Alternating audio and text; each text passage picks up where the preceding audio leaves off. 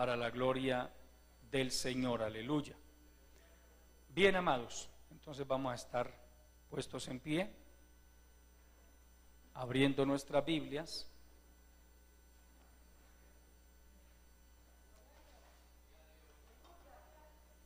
En el libro del profeta Miqueas. Recuerde que Miqueas hace parte de los profetas menores, aleluya, que comienzan con Oseas. Miqueas capítulo 7, si hay algún amigo a su lado o alguien que todavía no sepa buscar bien en la Biblia, usted le ayuda por favor a encontrar el capítulo 7 del libro del profeta Miqueas. Aleluya. ¿Cuánto lo han encontrado? Vamos a tomar los versículos 8 y 9. Dice la palabra del Señor de la siguiente manera: tú, enemiga mía, no te alegres de mí, porque aunque caí, me levantaré. Aunque more en tinieblas, Jehová será mi luz. La ira de Jehová soportaré, porque pequé contra él, hasta que juzgue mi causa y haga mi justicia. Él me sacará a luz, veré su justicia. Amén. Vamos a orar. Le pedimos al Señor que nos hable a través de su maravillosa palabra. Padre nuestro, que estás en los cielos, continuamos delante de tu bendita presencia, dándote a ti la honra, la gloria y el reconocimiento por todo lo que tú has hecho, Señor, por todo lo que estás haciendo y por todo lo que harás en y a través de la iglesia en este lugar. Gracias por tu pueblo, Señor, por esta preciosa multitud de hermanos y hermanas que se mantienen fieles a ti, que te aman, que obedecen tu palabra, que apoyan tu obra, que sirven en diferentes áreas de la iglesia. Gracias por tu pueblo, te damos en el nombre de Jesucristo. Gracias por tu palabra, Señor. Te pedimos que nos hables a través de ella, Padre. Bendícenos, tú conoces la condición espiritual de cada hermano, de cada amigo. Envía la palabra que cada uno necesita. Úngeme con tu Santo Espíritu, Señor. Lléname de tu gracia y pon en mis labios el consejo de tu palabra que tú consideres necesario para la bendición, la edificación y la exhortación de todo tu pueblo. Glorifica tu palabra poderosamente, te lo pido en el nombre de Jesucristo, y te damos de antemano la honra, la gloria y el reconocimiento que solo a ti pertenecen en Cristo Jesús. Amén. Aleluya. Tomen asiento, mis amados hermanos, gloria a Dios. Aunque caí, me levantaré y soportaré el castigo de Dios. Es el tema que el Señor me ha regalado para compartirles en esta preciosa mañana. Aunque caí, me levantaré y soportaré el castigo de Dios. La nación de Israel había pecado contra Dios de muchas maneras. Dios se vio en la necesidad también muchas veces de castigarlos, de corregirlos, porque es la manera, amados hermanos, que Dios usa para corregir el pecado. Aunque a muchos a veces les cuesta entenderlo, pero cuando alguien peca, en este caso una nación como el pueblo de Israel, o también a nivel particular, como cuando David en su momento pecó, cuando alguien peca, Dios no actúa lleno de ira y lanza a esa persona al infierno, no. Pero el pecado sí trae consecuencias. Dios perdona el pecado, pero no exime de las consecuencias. El ejemplo más claro lo tenemos en la vida de David. Cometió, a falta de uno, 2 pecados, ambos muy graves. Él mismo era consciente de que era digno de morir, porque así lo decía la ley. Los pecados que David cometió tranquilamente hubieran podido aplicarle la pena de muerte, y por eso él le dice al profeta Natán: pequé contra Jehová. Y Natán le dice: también Jehová ha redimido tu pecado, es decir, te ha perdonado, no morirás, pero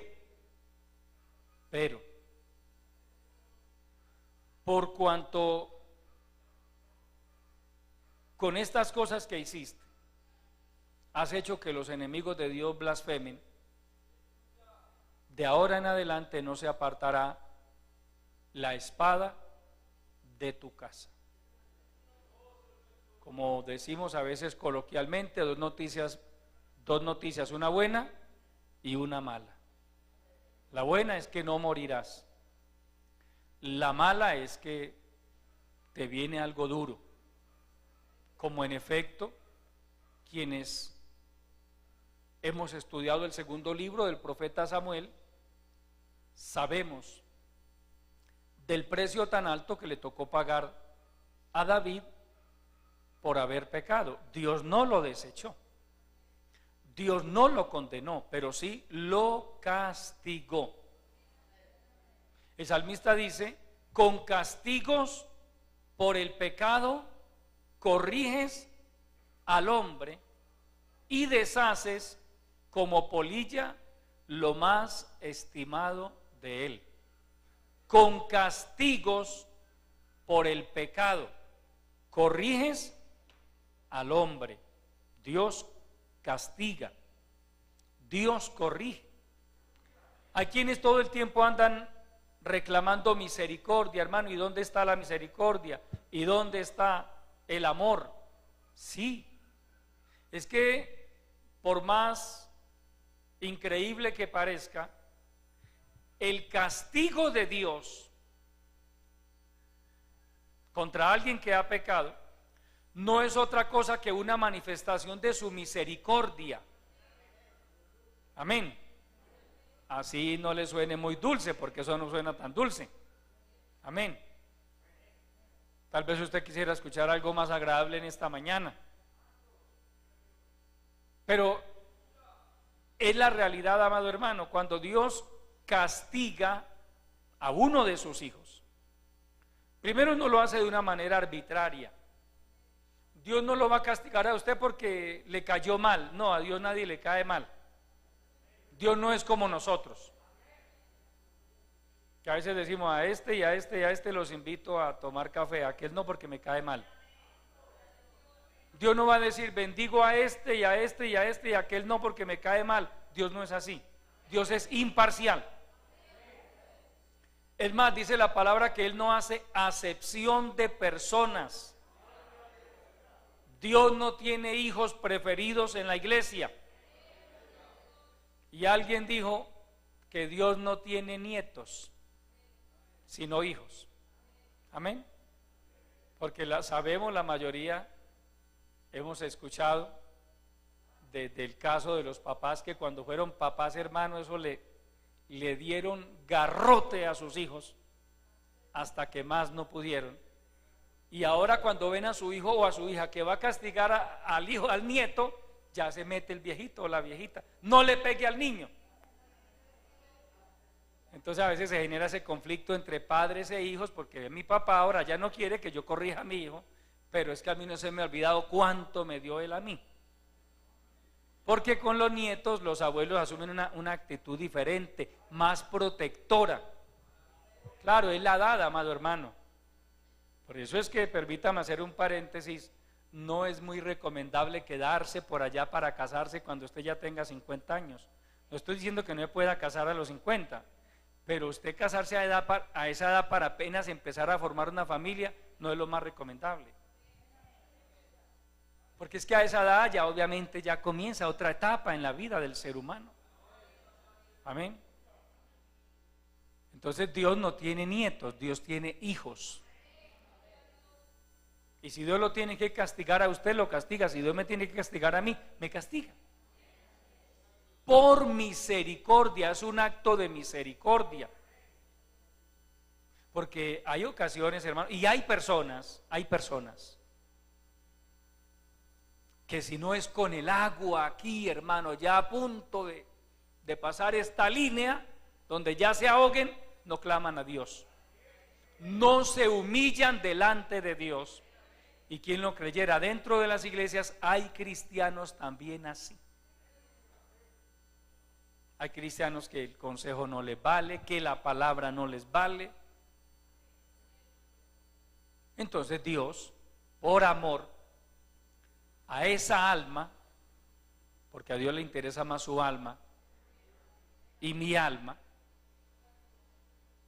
que el cuerpo de cada uno de nosotros. Amén. El cuerpo finalmente se va a desintegrar en el polvo, pero el alma es la que a Dios le interesa. A Dios no le importa tanto si uno de sus hijos, como hemos visto casos, muere en una condición, hermano, que literalmente sus huesos quedan forrados con la piel de la persona. Y alguna vez leí una frase que me llamó la atención y decía: cuando Dios no sana un cuerpo es porque está tratando un alma. A veces hemos orado por una persona: Señor, sánale, Señor, sánale, Señor, ten misericordia, y Dios no interviene de esa manera. Lo que hace Dios es tratar a esa persona, pero que su alma sea salva. Amén. Por eso es que, hermano, hay que tratar de caminar con cuidado por esta senda del Evangelio, porque es que ninguno, usted puede llamarse como se llame y puede ser muy bravo y que nadie se mete con usted, pues Dios sí es capaz de meterse con usted. Amén. Dios sí. Hay gente de la que uno dice: hermano, no me atrevo a decirle nada. Dios se atreve. Dios le pone la mano encima. Entonces, cuando uno es consciente, hermano, de que esto es con Dios, que esto no es con el hombre, que aquí no es écheme al pastor o écheme, no, es el léxico, no lo manejamos acá. No. ¿Qué tal que yo no permita que nadie me quiera corregir, que nadie me quiera tratar? Entonces diga Dios: venga para acá, yo lo trato entonces. Está muy bravito, venga. Está muy guapito, venga para acá. Y Dios sabe, amado hermano, que Dios tenga misericordia de todos nosotros, porque Él sabe doblegar el orgullo, Él sabe doblegar la soberbia, Él sabe humillar a los altivos. Es por eso que lo más saludable para un cristiano es aprender a doblar sus rodillas en la presencia del Señor y decirle: Señor, ten misericordia de mí, yo reconozco que soy polvo. O yo no sé usted qué sea, pero yo entiendo que soy polvo, hermano. Amén. Y pedirle que tenga misericordia de nosotros, que se compadezca de nosotros, que nos ayude. Cuando Dios ve esa actitud en cualquiera de sus hijos, pues Él se agrada de eso. Pero cuando hay una actitud soberbia, rebelde, altiva, desobediente, pues entonces Dios tiene que actuar de la manera que lo hizo con su pueblo Israel cuando ellos iban cruzando el desierto. Vaya al libro de los Salmos, por favor, al capítulo 78, aleluya, capítulo 78 del libro de los Salmos. Vamos a mirar algo allí. Y todo eso tiene que ver con la misericordia de Dios. Capítulo 78, vamos a leer desde el verso 32 en adelante. Dice: con todo esto pecaron aún y no dieron crédito a sus maravillas. Por tanto, consumió sus días en vanidad y sus años en tribulación. Si los hacía morir, entonces buscaban a Dios. Entonces se volvían solícitos en busca suya y se acordaban de que Dios era su refugio y el Altísimo, el Dios Altísimo, su Redentor. Pero quiero resaltar, amado hermano, esa reacción. Si los hacía morir, entonces se volvían solícitos en busca suya. A algunos hay que, hermano, Dios dice, hay que hacerlo morir. Hay que ponerlo a agonizar para que se acuerde. Esto habla, amado hermano, porque esto pasó en el desierto con el pueblo de Israel. Pero eso me habla de la actitud de gente que es demasiado terca, demasiado necia, demasiado obstinada, demasiado rebelde. Y dicen creer en Dios. Y es más, se hacen llamar cristianos evangélicos, pero en el fondo de sus corazones hay rebeldía, hay soberbia, hay altivez. Entonces Dios, que sabe manejar cada situación, entonces Dios permite situaciones. ¿Qué es lo más preciado que usted y yo tenemos? No es una casa, no es un carro, no es una finca, no es una moto, es la vida. El diablo, que el Señor lo reprenda, sabe eso. Recuerde lo que le dijo Satanás a Dios, hablando acerca de Job: piel por piel. Todo lo que el hombre tiene dará por su vida. ¿Qué no daría un millonario al que le han detectado cáncer, por ejemplo, o alguna enfermedad terminal, para que lo curaran? Estaría dispuesto a entregar toda su fortuna. Pero para vergüenza y confusión del ser humano, los millonarios también se mueren de cáncer. Amén. También a ellos les da infartos. Amén. Por más poderoso que sea un gobernante, algunos de ustedes quizá han leído o escuchado en estos días de un gobernante muy altivo y muy soberbio que hay en este momento, y parece que tiene cáncer. Yo he meditado y para mí yo he dicho, ¿será que ya Dios le puso la mano encima? Es que Dios lo puede hacer, hermano.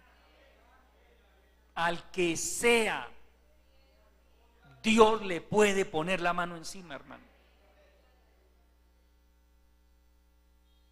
De altivos están llenos los cementerios, de soberbios, de arrogantes, de prepotentes.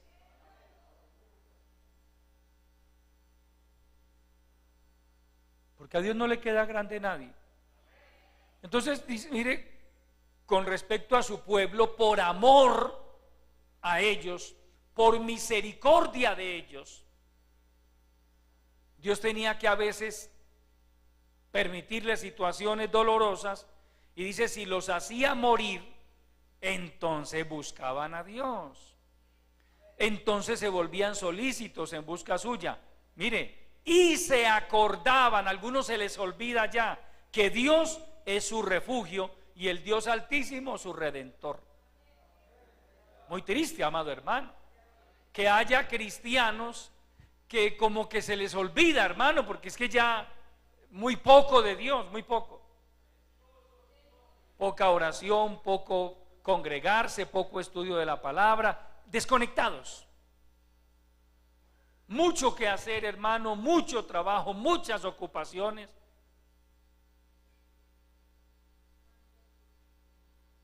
Yo le pregunto a esos que nunca dicen que tienen tiempo para congregarse, y si Dios lo manda para un hospital 3 o 4 meses, ¿qué va a pasar? ¿Será que usted va a llegar a la sala de urgencias de algún hospital doblado de esos dolores que a veces a cualquiera de nosotros nos pueden dar? Y usted le va a decir al médico: doctor, hágame el favor y me da una boleta de salida, que yo no tengo tiempo de estar aquí. ¿Ah? Dios lo puede permitir 1 mes, 2 meses, 3 meses en un hospital, el que no tenía tiempo para congregarse, al que no le quedaba tiempo para orar. Hermano, por favor, seamos un poco más sensatos. Usted que dice que nunca le queda tiempo para Dios, permítame recordarle, porque parece que usted es de aquellos que se les olvidó. Permítame recordarle que el tiempo suyo se lo da Dios, que Él es el que nos da el tiempo. Usted y yo estamos haciendo uso de un tiempo que es de Dios, no nuestro. Y si Él quiere quitarnos el tiempo, nos lo corta y listo. Al nombre de Cristo. Si Él quiere que usted se muera de un infarto, hermano, es que tenía muchos compromisos. ¿Qué va a pasar con todos esos compromisos? ¿Sí ve? Es la necedad en que a veces incurrimos, amados hermanos. No tengo tiempo para Dios. No me congrego porque no tengo tiempo. No oro porque no me queda tiempo. No le sirvo a Dios porque no me queda tiempo.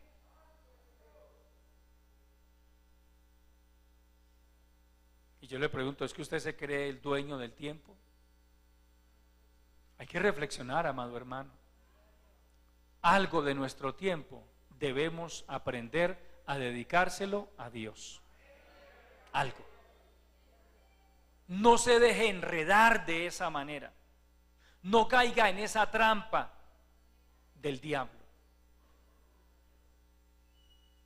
Al nombre de Cristo. Aleluya. Entonces, ¿por qué Dios castiga a sus hijos? Porque el texto base que tomamos me está hablando de un pueblo que pecó contra Dios, pero que está entendiendo y reconociendo que la ira de Dios le ha venido por causa de su pecado. Yo quiero que hagamos una reflexión. ¿Se imagina usted, amado hermano, si Dios nunca castigara a sus hijos por los pecados que cometen? ¿Se imagina usted si Dios, cuando David pecó de la manera que lo hizo, Dios no hubiera hecho nada? Es más, ¿sabe por qué David se arrepintió de la manera que se arrepintió? Porque llegó la visita del profeta Natán y porque llegó el juicio de parte de Dios. Amén. Se cree que el Salmo 51 él lo escribe después de eso, y sobre todo después de que él ayuna 7 días por el hijo que le dio Betsabé, pero que Dios no permitió que viviera. Dios mostró su desagrado. Entonces esa actitud de Dios para con él lo lleva a arrepentirse de todo corazón Y yo no vuelvo a ver a David enredado en un pecado de esa magnitud. No lo vuelvo a ver.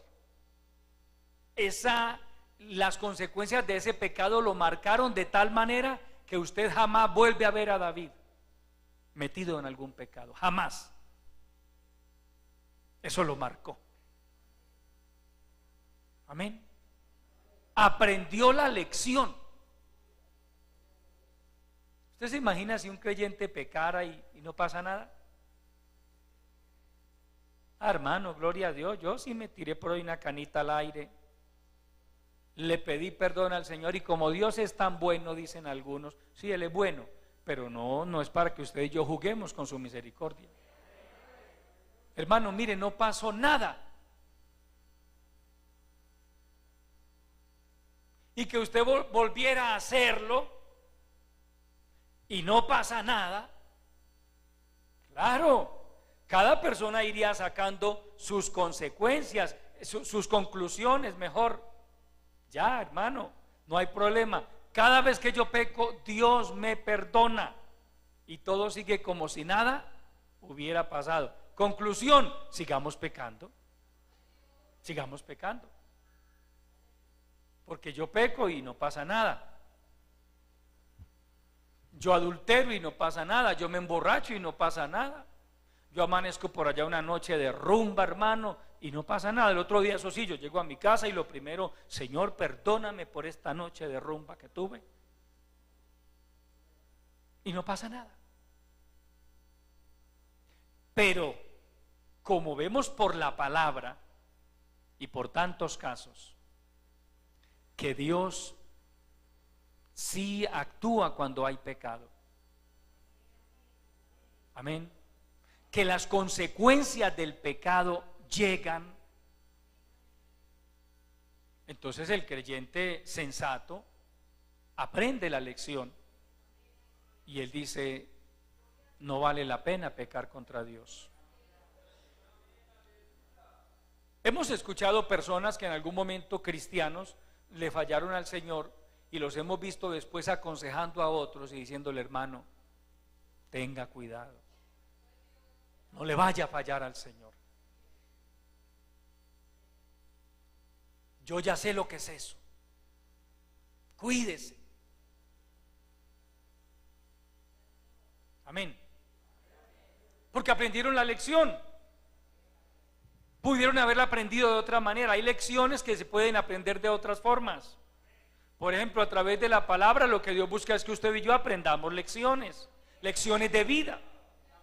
A través de los espejos de otros, lo que Dios nos permite ver en otros casos, lo que Él quiere es enseñarnos. Mire, me agrada lo que dice el escritor a los Proverbios cuando dice: pasé por la viña del hombre perezoso. Me puse a observar, su cerca de piedra ya estaba caída, toda la viña estaba cubierta de ortigas. Y yo me pregunté: ¿qué pasó aquí con esta viña? Y de pronto me pongo a mirar a ver dónde estaba el dueño de la viña. Claro, lo vi por allá en una hamaca, en esta actitud, mano sobre mano, durmiendo, y la viña de para atrás, de para atrás, de para atrás. La conclusión que saca este hombre es: lo vi y tomé consejo. Y lo que Dios quiere que usted y yo aprendamos de tantas cosas que Él nos permite ver. Lo vi y lo puse en mi corazón. Un poco de sueño, un poco de dormitar, y de poner mano sobre mano otro poco para dormir. Así vendrá tu necesidad como caminante y tu pobreza como hombre armado. Él dijo: yo puse eso en mi corazón. Eso que este hombre está haciendo lo va a conducir a la ruina, lo va a conducir a la miseria. Eso no lo voy a hacer yo. Es lo que le está diciendo. Lo vi y tomé consejo. Usted y yo podemos tomar consejo, amados hermanos, de tantas cosas que Dios nos permite ver. De hogares fracasados, de cristianos destruidos, de cristianos que murieron prematuramente y que Dios da testimonio que fue el pecado de ellos lo que condujo a Dios a tomar la decisión de cortarlos antes de tiempo. El verso 8 del capítulo 7 del profeta Miqueas dice: tú, enemiga mía, no te alegres de mí, porque aunque caí, me levantaré. Aunque more en tinieblas, Jehová será mi luz. Luego dice: la ira de Jehová soportaré, porque pequé contra él, hasta que juzgue mi causa y haga mi justicia. Él me sacará a luz, veré su justicia. Este pueblo de Israel, cuando dice tú, enemiga mía, no te alegres de mí, se está refiriendo a sus enemigos vecinos, los edomitas y otros pueblos vecinos, que se estaban alegrando de su desgracia, la desgracia que estaban padeciendo en este momento. Pero este pueblo se está enfrentando a dos situaciones dolorosas y vergonzosas por causa de su pecado, por causa de haberle dado la espalda a Dios. La primera situación es el escarnio de sus enemigos. Ojo, amado hermano, el escarnio, el qué dirán.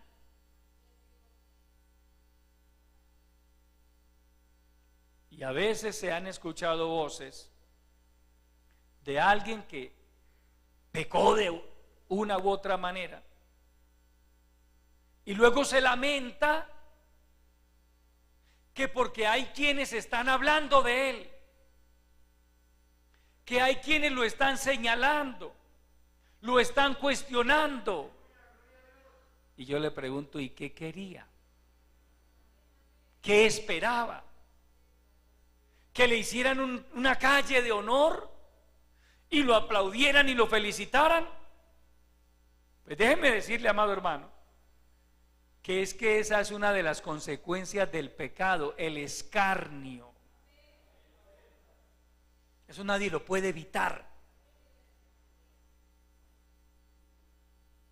porque no faltará el que se alegre, aunque por supuesto no es bueno delante de Dios, pero habrá quien se alegre por la caída de un hijo de Dios.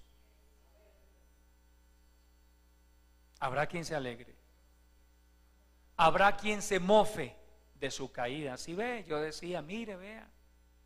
Y no faltará el que diga, así lo quería ver. Y eso va a llegar a los oídos del que pecó, de ese cristiano que está luchando con su vergüenza por haberle fallado al Señor, pero que como si eso fuera poco, comienzan a llegar voces: por ahí están diciendo, por ahí están diciendo. Y le duele, sí. ¿Y qué quería? Eso es inevitable, amados hermanos. La Biblia nos muestra un caso patético, y es el caso de Sansón. Sansón, conocemos la historia, pecó contra Dios a tal punto que el Espíritu de Dios se apartó de él. Y cuando los filisteos lo llevaron a la cárcel, primero le sacaron los ojos. Eso tiene que haber sido muy impresionante, amado hermano, que a una persona le saquen los ojos estando viva. ¿Usted se imagina el dolor que eso debe generar? Lo metieron a la cárcel y los filisteos hicieron fiesta, porque es que Sansón ya les había hecho mucho daño. Hicieron una fiesta nacional por haber capturado a Sansón, y dice la palabra que cuando estaban alegres los filisteos por el vino, dijeron: llamadnos, traednos a Sansón para que nos entretenga. Y trajeron a Sansón. Imagínese por un momento ese caso: ciego, lo empujaban para allá, lo tiraban para allá y todo el mundo se reía de él. Dice la palabra que le sirvió de juguete. Dios tenga misericordia, amado hermano. Si ve que habrá quienes se alegren si usted llegara a caer de la gracia de Dios. Habrá quienes murmuren, quienes lo señalen y quienes tal vez ni siquiera lo vuelvan a saludar. Pero a veces no falta el que reclama por ese hermano y entonces ¿dónde está el amor? No confundamos las cosas. Cada cosa en su lugar. Una cosa es el amor, otra cosa es la misericordia y otra cosa son las consecuencias del pecado, hermano. Ni el amor ni la misericordia de Dios están hechos para tapar las consecuencias del pecado de nadie. Al nombre de Cristo. Lo que tiene que hacer, hermano, la persona, cada creyente, cada uno de nosotros, es procurar guardarnos para el Señor, amados hermanos. Usted es libre de pecar si quiere, usted puede hacer lo que quiera, pero tanto usted como yo somos conocedores de la palabra de Dios y por ende muy responsables de nuestros actos. Amén. Somos responsables. Lo que usted haga lo hace bajo su responsabilidad. Lo hace porque quiere, porque tampoco está obligado a pecar. Pero sea consciente de que Dios le va a perdonar, pero van a venir consecuencias por su pecado. Al nombre de Cristo. Ahora, bueno, ya alguien pecó. La pregunta es, ¿cuál es la actitud que va a asumir frente a su propio pecado? ¿Cómo lo va a manejar? Porque hay una actitud correcta y hay una actitud incorrecta. La actitud incorrecta es la de aquel que peca y dice, no, hermano, ya. Porque obviamente el diablo, encima de que logró hacerlo caer de la gracia de Dios, hermano, también lo va a aplastar anímica y psicológicamente. ¿Cuál va a ser su actitud ante esa situación? Yo estoy aquí mirando la actitud de un pueblo que dijo, sí es verdad, yo pequé contra Dios. No lo está negando, porque hay quienes lo niegan. Hemos visto casos tan tremendos, hermano. Hace algún tiempo, unos años, a mi esposa y a mí nos tocó ser testigos de un caso de una mujer, estoy hablando de cristianos, de una muchacha cristiana que le decía a un hombre casado cristiano, y la esposa de él ahí, y le decía de frente, le decía a ella, mire hermana, cuando usted estuvo en tal lugar, yo me acosté con su esposo en la cama de ustedes. Y le decía, y este bebé que tengo aquí es de él. Impresionante, hermano. Y ese tipo lo negaba, hermano, y me llamó mucho la atención porque lleno de furia, pero reprendía al diablo. Que el Señor reprenda al diablo. No, hermano, así no. Hay momentos en que uno puede reprender al diablo. Pero me llamó la atención porque este hombre, en lugar de reconocer su pecado, porque sí, eso pasó, él sí se acostó con esa muchacha y la embarazó también. Pero en lugar de reconocer su pecado, lo negó rotundamente y más bien comenzó a reprender y hasta a maldecir. Resultado, el hogar de ese hombre terminó destruido. No sé si hoy por hoy esté descarriado, no sé, porque no volví a saber nada de él, Pero eso me impactó a mí, me llamó la atención la reacción de ese hombre. Lo confrontaron con su pecado y en lugar de reconocerlo, se enojó. Aquí hay un pueblo que está asumiendo una actitud diferente. Sí, yo pequé. La ira de Jehová soportaré porque pequé contra él. Yo quiero decirle, amado hermano, le va mucho mejor a un cristiano cuando reconoce su pecado, cuando se humilla, porque Dios es misericordioso. Proverbios dice: el que encubre sus pecados no prosperará, mas el que los confiesa y se aparta alcanzará misericordia. Pero el que los encubre, el que los niega, aunque lo confronten, usted lo hizo, no lo hice, no lo hice y no lo hice, y que el Señor reprenda al diablo. No, pues cómo era el terror del diablo, me imagino. ¿Ah? Porque el diablo sabe a quién se le tiene que someter. Pero usted cree que el diablo va a temblar ante un adúltero que está negando su pecado y encima reprende al diablo. Yo imagino las carcajadas del diablo, hermano.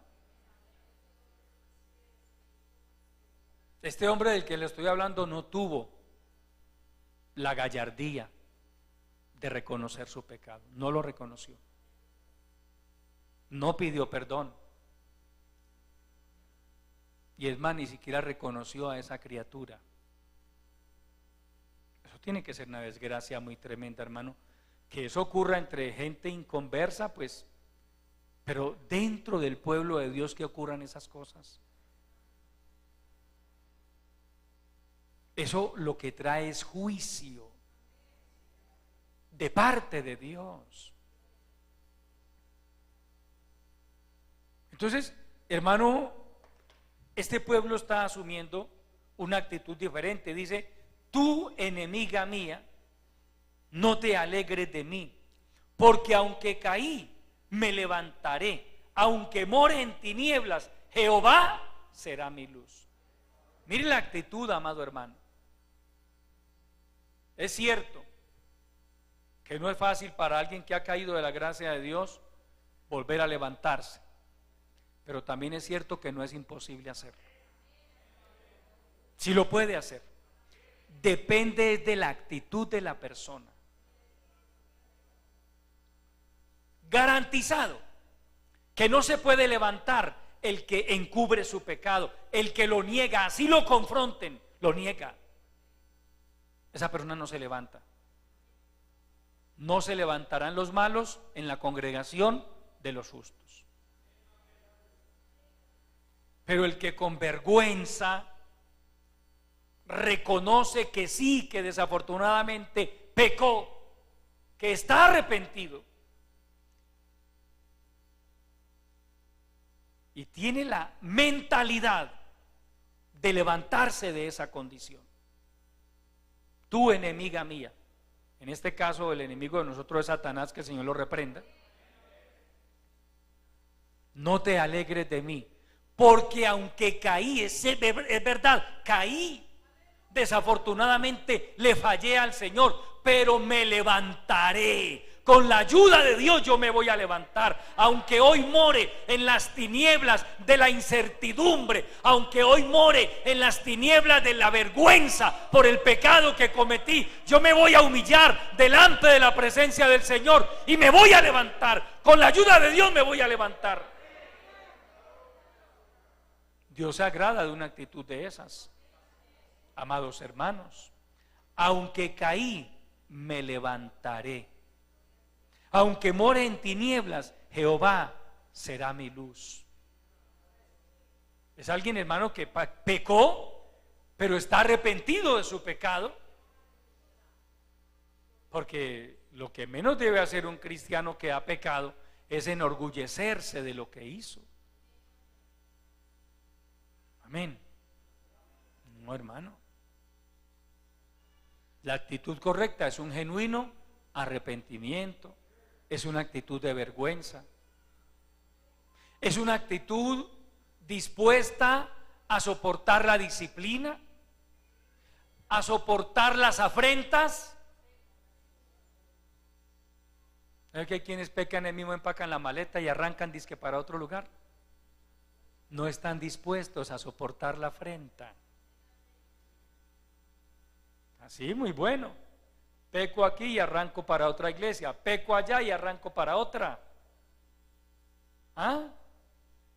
Igual Dios no se va a agradar de eso. Ese tipo de cristianos que cuando medio se les menciona la palabra disciplina, ya están mirando, y como hoy en día pues Dios le ha dado crecimiento a su obra y ya iglesias tan cerca las unas de las otras, ya empiezan a mirar allí, allá, allá, allá, allá. Ya dice que comienzan a considerar plan B, plan C, plan D, etcétera, etcétera. A donde quiera que se vaya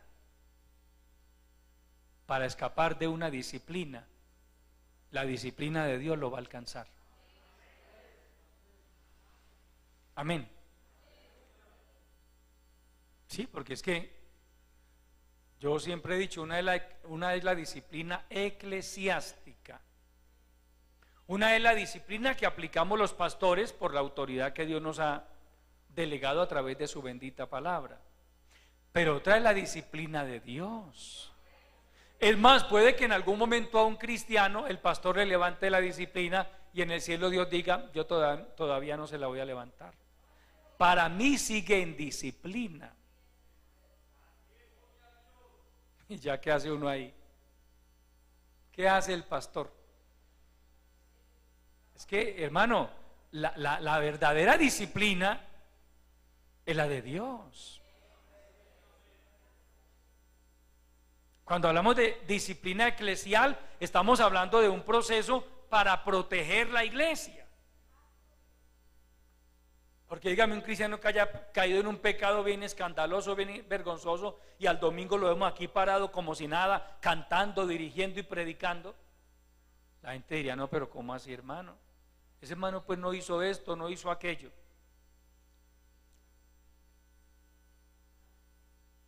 Entonces, de esa manera pues hay un mensaje también implícito. Si alguien peca, se le priva de los privilegios. Y eso lo sabemos los cristianos. Pero otra es la disciplina de Dios. Hoy por hoy, su vida podría estar bajo la disciplina de Dios. Y es más, tal vez usted ni siquiera ha meditado en eso. No falta el evangélico que diga: hermano, yo sí estoy muy salado. No, no está salado, hermano. Yo soy muy de malas. No, ubíquese en la palabra, hermano. Los cristianos evangélicos ni somos salados ni somos de malas, ni tampoco de buenas. Nosotros dependemos de la gracia y de la misericordia de Dios para todo. Si un cristiano ha pecado, Dios lo disciplina. Y aquí encontramos a un pueblo que está diciendo: la ira de Jehová soportaré, porque pequé contra él. Yo pequé contra Dios, lo reconozco, y él está enojado conmigo. La ira de Jehová soportaré, porque pequé contra él. No todo el mundo asume esta actitud. No todo el mundo está dispuesto a soportar ni la ira de Dios, ni la disciplina eclesial, ni las afrentas. El pecado trae afrentas, amado hermano. Nos gusten o no las afrentas. Es que ¿a quién le gustan las afrentas? A nadie. Porque alguna vez les conté que hace unos 22 años, me vi tentado a huir de esta ciudad. Y no había matado a nadie, pero me vi tentado a huir de esta ciudad. Me quise ir de esta ciudad porque se me vino una afrenta encima, que después de estar pastoreando una congregación, de la noche a la mañana me dicen: entregue la iglesia y vuélvase para el lugar de donde salió. Eso para mí era una afrenta, hermano, impresionante, y para cualquiera, vergonzoso. Para los efectos de los hermanos, hermano, era un pastor, ya era un pastor. Y ahora la razón que me dan es: entregue la congregación y devuélvase a congregarse allá del lugar donde salió. Yo no quería volver allá, les digo la verdad. Pedí autorización para que me dejaran congregar en otra iglesia y no me la dieron. Me dijeron: si quiere váyase para otra parte, pero si se quiere someter, vaya para allá. Yo me monté a un bus, nunca se me olvida ese día, hermano. Yo me monté a un bus y por mi mente comenzó a pasar tantos lugares. ¿Para dónde me voy? Yo decía dentro de mí: para Cali, para Bogotá, pero yo me tengo que ir de aquí. Yo me voy. Yo tener que ir allá otra vez, de donde un día me despidieron como pastor. Y yo no había pecado, amados hermanos. Dios me es testigo. Si hubiera pecado, pues tampoco me vuelven a reintegrar al ministerio. Ustedes saben eso. Fue un proceso que Dios nos permitió pasar, que dolió, que marcó nuestras vidas, pero que tuvimos que pasar por algo que se llama afrenta. Y los evangélicos del siglo XXI dicen que no quieren padecer afrentas.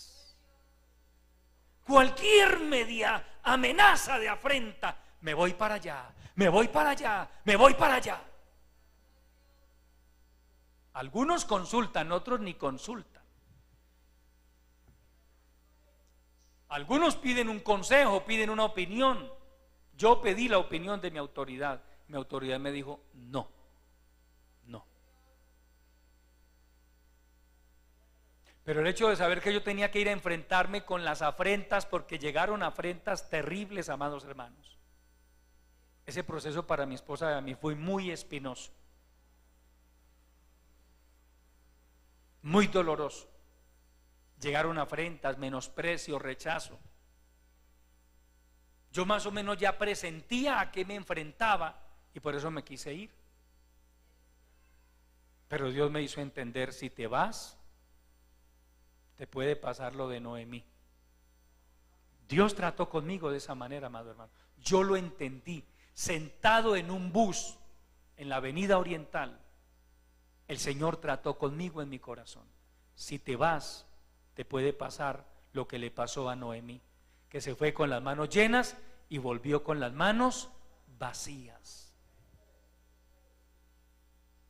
¿Sabe a qué conclusión llegué yo, amados hermanos? No, yo me someto. Yo me someto. Si Dios quiere que pasemos por esta afrenta, vamos a pasar. No fue fácil, pero Dios nos ayudó y después nos honró también, porque Dios es bueno. ¿Qué quería probar Dios de nuestros corazones? ¿Está dispuesto a someterse? ¿Está dispuesto a soportar una afrenta? ¿O más bien va a salir corriendo? Hermano, es lo que Dios busca. Recuerde cuando dice Génesis capítulo 22: aconteció después de estas cosas que probó Dios a Abraham. Lo que hizo Dios fue probar a Abraham. Dios no quería, porque es que eso es antibíblico.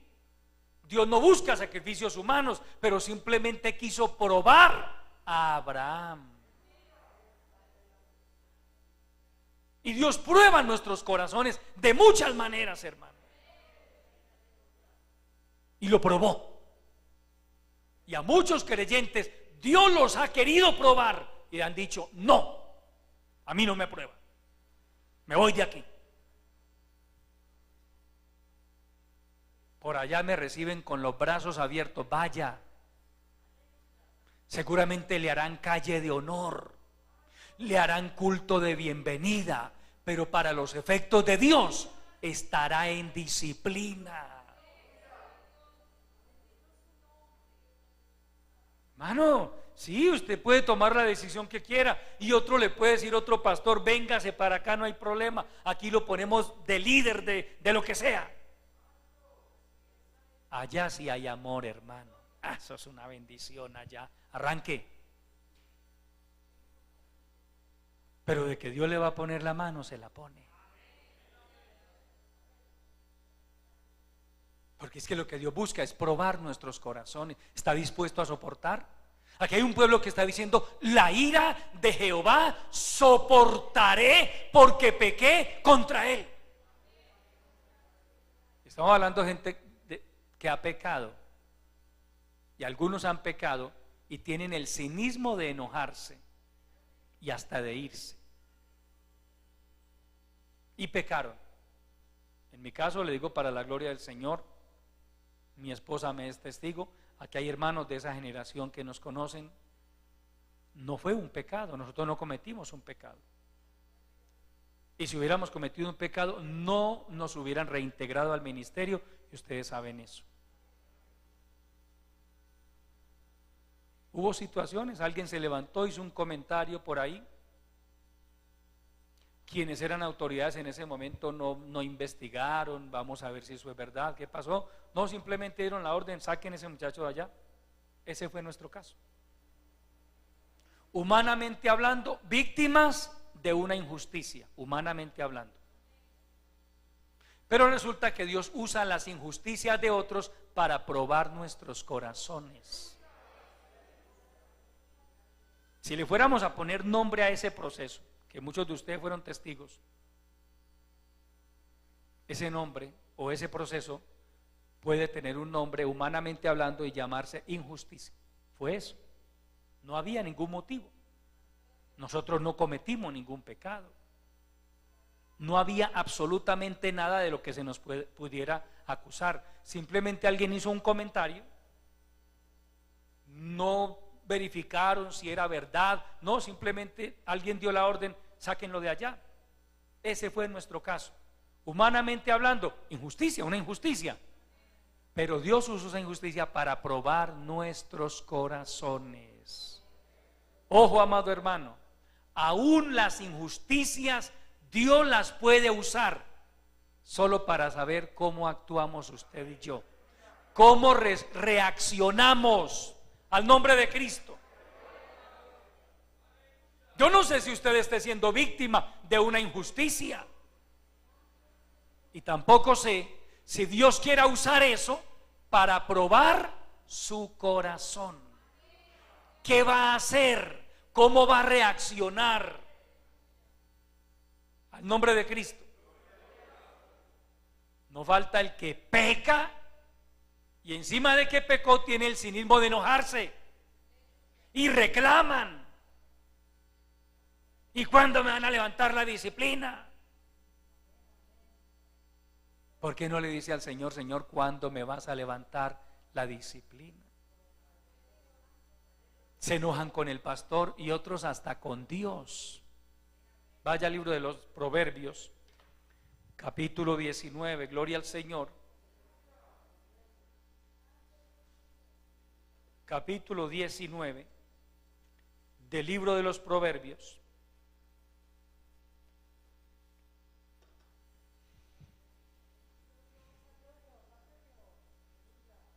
Verso 3. La insensatez del hombre tuerce su camino, y luego contra Jehová se irrita su corazón. Qué tremendo, hermano. Vuélvalo a leer, por favor, mentalmente. Miren lo que en realidad ocurre en muchas ocasiones. La insensatez del hombre, la necedad del hombre, la rebeldía del hombre tuerce su camino. Pero luego se las paga Dios, se las paga la iglesia. Los malos son los hermanos de la iglesia, los malos son los pastores, el malo es el evangelio. Luego contra Jehová se irrita su corazón. ¿Cuánta gente se amarga contra la iglesia? Se amarga contra el pastor. Y si usted pudiera investigar a fondo el caso, por eso el error que cometemos a veces, hermano, de juzgar a la carrera las cosas. Uy, qué injusticia, hermano, ¿cómo le hicieron eso a ese hermano? A veces hay que, hermano, si pudiera, o mejor dicho, quédese callado mientras Dios le permite entender por qué está pasando eso. Hace muchos años tuve que sentar a una joven del grupo de alabanza por una situación de inmoralidad en la que ella incurrió. Y dije, hermana, por el momento no me participe más, porque ella negó su pecado. Después nos dimos cuenta de que sí era cierto, pero ella lo negó. Yo le dije, hermana, por testimonio, es mejor que se aparte por unos días del grupo de alabanza. Órele a Dios, si usted no ha hecho nada, Dios le va a hacer justicia.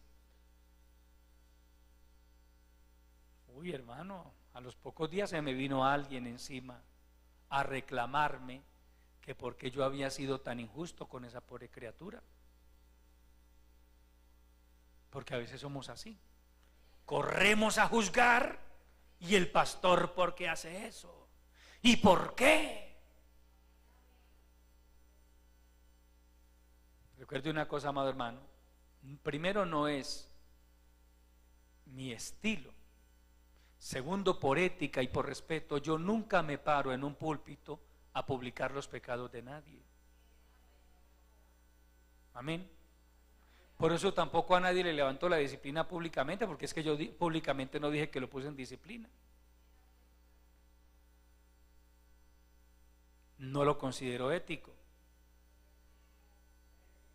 Entonces me veo en la necesidad de sentar a alguien o de ponerlo en disciplina. Hablo con ese hermano o con esa hermana, les pongo las razones, él acepta o ella acepta.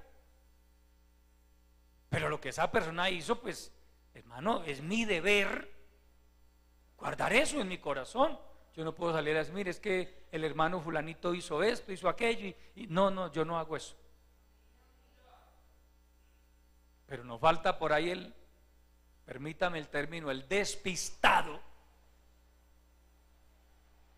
que se da cuenta de que el hermano o la hermana están en disciplina, o le llama la atención porque no ha vuelto a participar. Bueno, eso se da cuenta la gente porque se da cuenta que está en disciplina,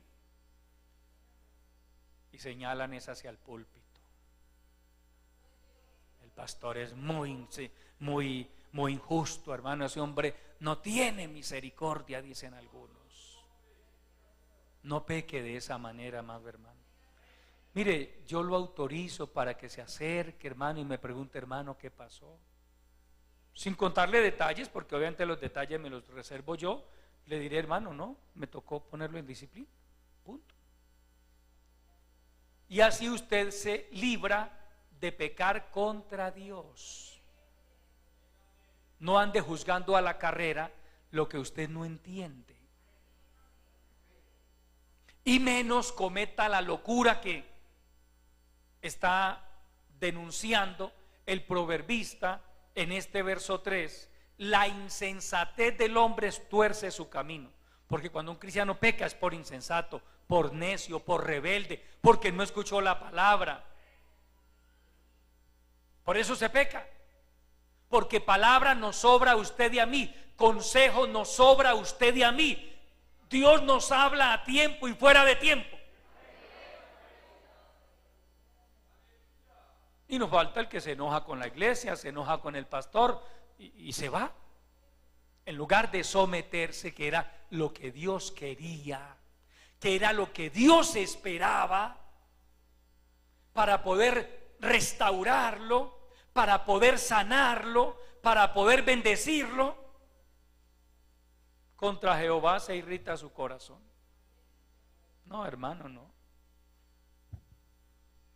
Yo por eso no me dejo poner en disciplina, dicen algunos. es su decisión, pero no le va a ir bien por ello. Porque aquí estamos mirando la actitud de un pueblo que dijo: la ira de Jehová soportaré porque pequé contra él. Yo reconozco que pequé, ofendí al Señor, aleluya. Entonces voy a soportar la ira de Dios. ¿Hasta cuándo? Se preguntan algunos, ¿hasta cuándo? Este pueblo dice en el verso 9: hasta que juzgue mi causa y haga mi justicia. Dicho de otra manera, hasta que al Señor le plazca tener misericordia de mí, hasta el día en que Él lo considere necesario. Al nombre de Cristo. A veces, hermano, cristianos, hermano, y mi disciplina, hermano, no, órele a Dios. Es que entienda una cosa, amado hermano, más allá de que a usted la iglesia lo haya puesto en disciplina, es Dios. Esto es un asunto con Dios. Usted ni siquiera pecó contra el pastor simplemente le dio el manejo eclesial que se le da al tema, pero es que usted pecó fue contra Dios. Ore al Señor, humíllese delante de Él. Aquí hay un pueblo diciendo: estoy dispuesto a soportar la ira de Dios hasta que Él juzgue mi causa, hasta que Él me haga justicia.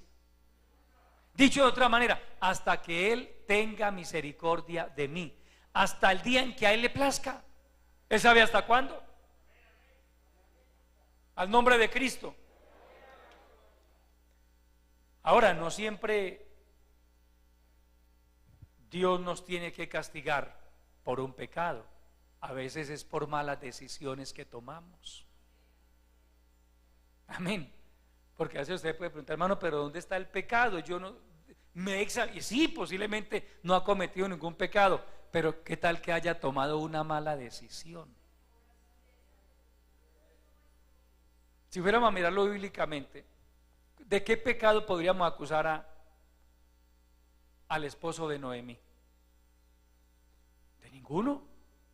Él no cometió adulterio, él no se emborrachó, él no mató a nadie, pero tomó una mala decisión. Se precipitó. Y a veces nosotros somos muy precipitados, hermano. Tomamos malas decisiones que nos llevan a salirnos del propósito de Dios. Dios lo quería ver a usted ahí, esperando, confiando, orando. Y usted dijo: no, yo me voy, aquí no me quedo, yo no me quedo aquí, yo me voy. Tomó una mala decisión. No hay un pecado de que acusarle, hermano, yo no le pondría en disciplina, hermano, a ver el pecado, es que no lo cometió. Una decisión personal. Y hay malas decisiones y buenas decisiones. ¿De quién depende eso? Pues de cada uno de nosotros. Usted es el que decide si toma una mala decisión o no la toma. Hay quienes piden el consejo y Dios, a través de el Espíritu Santo, nos pone palabras para darle un consejo, y el hermano o la hermana entienden: no, hermano, no, yo iba a cometer un error, gracias, hermano, Dios lo bendiga. Otros, yo me quedo preguntando: y entonces, ¿para qué pidió el consejo? Si van y hacen todo lo contrario. Yo he manejado casos, amados hermanos, en que uno después queda aterrado, pero este hermano vino y me pidió un consejo, y el hermano me dijo: listo, pastor, Dios lo bendiga, le agradezco mucho, así lo voy a hacer. Y cuando a los días uno se da cuenta de que hizo todo lo contrario, uno se preguntó: entonces, ¿para qué pido el consejo? Se supone que si usted pide un consejo es porque quiere una orientación. Y algunos me han dicho: yo lo entiendo como una responsabilidad de parte de Dios para mí. Pastor, le oré al Señor y le pedí a Dios que lo que ponga en los labios de usted, eso voy a hacer. Qué responsabilidad, hermano. Por eso todo el mundo no puede dárselas de consejero. Es que eso es muy delicado, hermano. Eso es muy delicado. Nosotros como pastores le pedimos al Señor: Señor, dame sabiduría para aconsejar a tu pueblo. Porque es que, hermano, un consejo mal dado también es un problema. Pero entonces el esposo de Noemí no pidió consejo. Tal vez Dios permitió una situación en Belén, y tal vez el único objetivo en Belén eran Noemí y su esposo. Era este hombre. Dios lo quería probar a él. Dios a veces puede permitir tantas cosas y el único propósito es tratar con el hermano fulano de tal o con la hermana fulana de tal. Y eso solo lo sabe Dios. ¿Por qué? Porque Dios quiere probar el corazón. ¿Cómo va a reaccionar? ¿Hay una injusticia? Sí, posiblemente la haya, pero ¿cómo va a reaccionar ante esa injusticia? ¿Hay una calumnia de por medio? Sí, posiblemente la haya. ¿Cómo va a reaccionar ante una calumnia? ¿Cómo reaccionamos? ¿Esperamos a que Dios nos haga justicia? ¿Esperamos a que Dios levante bandera a favor nuestro? ¿O decimos esto lo arreglo yo? Que es a veces el atajo que tomamos. Ese es un atajo, un desecho. Esto lo arreglo yo. No, hermano, no. Usted y yo somos malos para arreglar problemas. Es mejor pedirle al Señor la dirección. Y hay situaciones, hermano, que no hay otra alternativa. Toca esperar en Dios.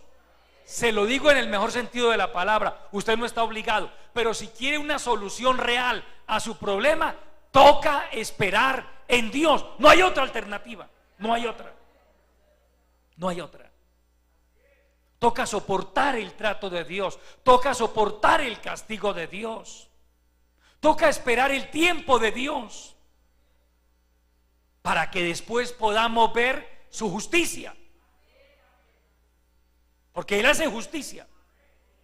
Si usted está siendo víctima de una injusticia y usted asume la actitud correcta, Dios le hará justicia.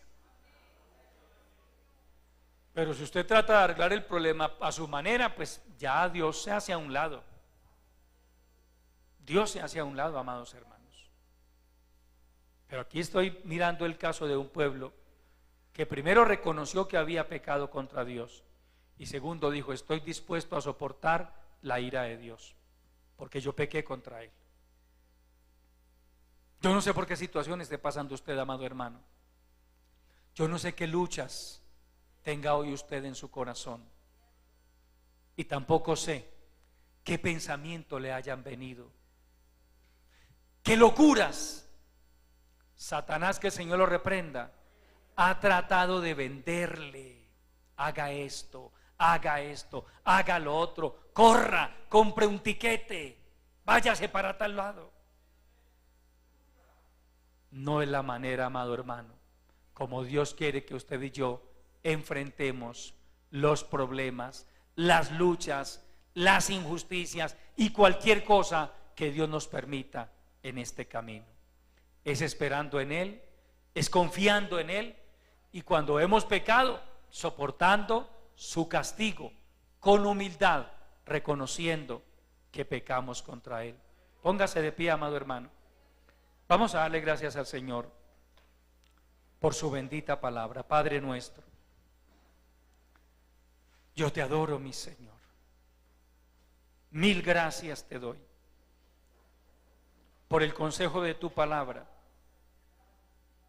que has puesto en mis labios. Gracias porque a través de tu palabra nos permites entender cosas que a veces no entendíamos, Señor. A través de tu palabra nos permites entender que hay ocasiones en que lo único que tú buscas es probar nuestros corazones. Ayúdanos, Señor, que cada vez que tú quieras probar nuestros corazones, cada uno de tus hijos, asumamos la actitud correcta, Señor. Guarda nuestros corazones de la insensatez, de la rebeldía, de la necedad. Guárdanos, Señor, te lo pedimos, en el nombre de Jesucristo. Y ayúdanos a asumir la actitud correcta ante las pruebas, Señor, porque tú permites pruebas para probar nuestros corazones. Y también hay momentos en que tú nos disciplinas, en que tú nos corriges, Señor. Ayúdanos a asumir una actitud correcta frente a todas estas cosas, Señor, entendiendo que lo mejor que podemos hacer es rendirnos a tu voluntad, Señor, entendiendo que tú eres clemente y misericordioso. Glorifica esta palabra, Padre, en medio de tu pueblo, te lo pido, en el nombre de Jesucristo. Y te doy a ti muchas gracias, Señor, en el nombre de Jesucristo. Amén. Tomen asiento, mis amados hermanos. Permítame darles